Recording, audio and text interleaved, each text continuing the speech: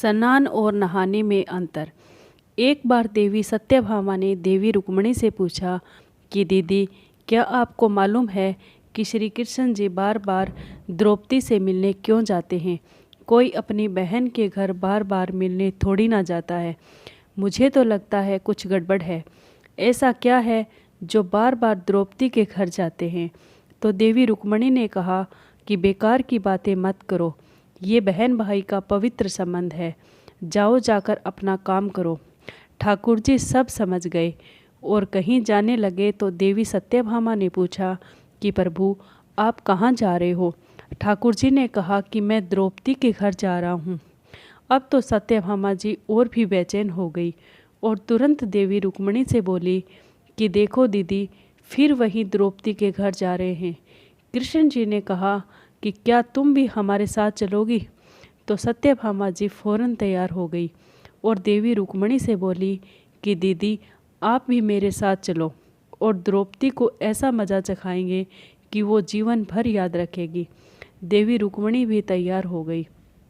जब दोनों देवियां द्रौपदी के घर पहुंची तो देखा कि द्रौपदी अपने केस संवार रही थी।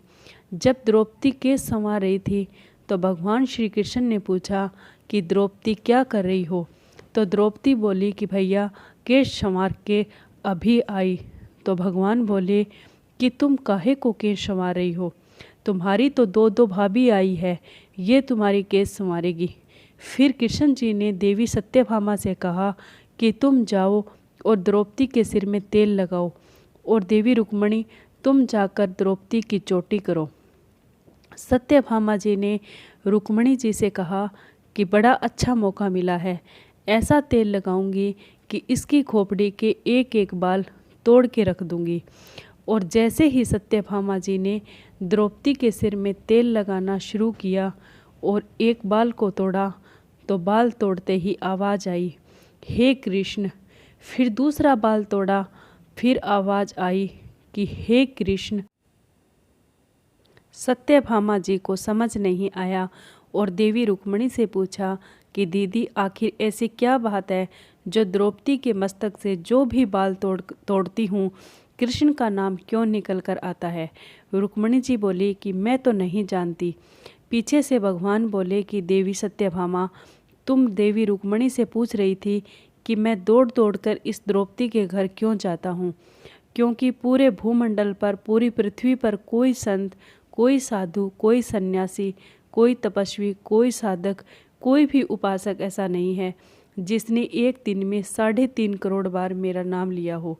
और द्रौपदी केवल ऐसी है जो एक दिन में 3.5 करोड़ बार मेरा नाम लेती है, प्रतिदिन स्नान करती है, इसलिए उसके हर रोम में कृष्ण नज़र आते हैं और इसलिए मैं रोज़ इसके पास आता हूँ।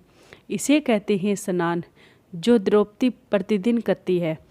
हम जो हर बार साबुन, शैम्पू और तेल लगाकर अपने तन को स्वच्छ कर लेते हैं, इसको केवल नहाना कहा गया है।